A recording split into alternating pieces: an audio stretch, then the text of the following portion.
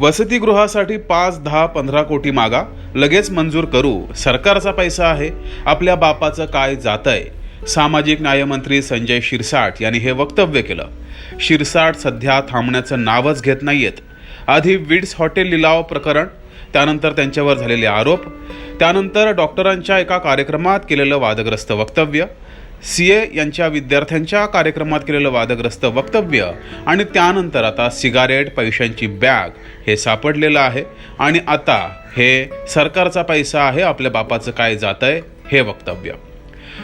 कोकाटेंच्या रम्मीमुळे त्यांचं खातं बदललं गेलं, पण संजय शिरसाट यांचं खातं बदललं नाही, तर त्यांना मंत्रिमंडळातूनच त्यांची हकालपट्टी होण्याची शक्यता आहे. त्याचं कारण आहे त्यांची वारंवार होणारी वादग्रस्त वक्तव्य. मुख्यमंत्री देवेंद्र फडणवीस यांनी पोस्ट कॅबिनेट बैठकीत सर्वच मंत्र्यांना मोजून मापून बोलण्याचे आदेश दिलेत. त्यामध्ये विशेषतः अजित पवारांच्या राष्ट्रवादी आणि एकनाथ शिंदेंच्या शिवसेनेच्या मंत्र्यांना नाव न घेता सुनावलंय.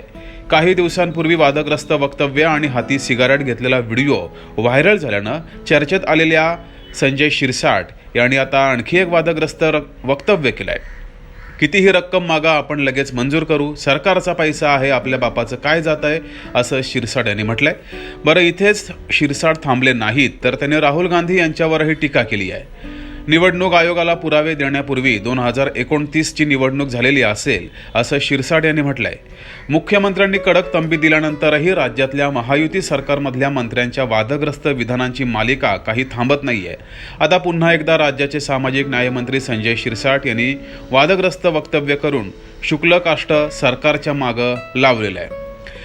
राज्याचे सामाजिक न्यायमंत्री संजय शिरसाट हे अकोल्यातील सामाजिक न्याय भवनामध्ये उद्घाटनासाठी शहरामध्ये आले होते. त्यावेळेस बोलताना त्यांनी केलेलं हे विधान वाद निर्माण करणारं ठरलंय. यावेळेस व्यासपीठावर भाजपा आमदार हरीश पिंपळे, राष्ट्रवादीचे आमदार अमोल मिटकरी आणि काँग्रेसचे साजिद खान हे उपस्थित होते. अकोल्यातील याच कार्यक्रमात स्वतः वादग्रस्त वक्तव्य करणाऱ्या शिरसाटांनी मात्र राष्ट्रवादीचे आमदार अमोल मिटकरी यांना बोलताना सांभाळून बोलण्याचा सल्ला दिलाय. मिटकरी, तुमच्यामुळे माध्यमांना चांगला TRP मिळतोय, मात्र तुम्ही जास्त बोलू नका, नाहीतर तुमचंही आमच्यासारखे हाल होतील, असा सल्ला शिरसाटांनी मिटकरींना दिलाय. मिटकरींना सल्ला तर शिरसाटांनी दिला, पण त्यांनी वादग्रस्त वक्तव्य करून मला मंत्रिमंडळातून लगेच बाहेर काढून टाका यासाठी एक पाऊल पुढे टाकलंय.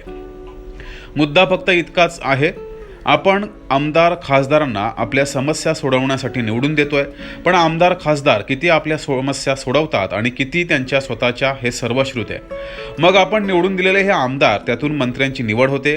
मंत्र्यांचं काम असतं त्यांच्या वाट्याला आलेल्या खात्याला न्याय देणं, पण सध्या महायुतीमध्ये लाडकी बहीण योजनेमुळं इतर खात्यांवर अन्याय होतोय अशी भावना या मंत्र्यांची झाली आहे का?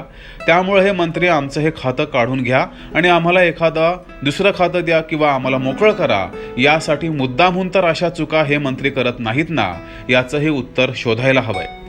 आता शिरसाट यानंतरही सुधारणार की हम नहीं सुधरेंगे अशी आविर्भावात राहणार, कारण या राजकीय नेत्यांना सर्वसामान्य जनतेची काही भीती राहिली नाही. मुख्यमंत्र्यांची तरी भीती आहे की नाही हेही समजेल. तुम्हाला काय वाटतंय कमेंट बॉक्समध्ये कळवा आणि बघत राहा डी द डिस्कवर.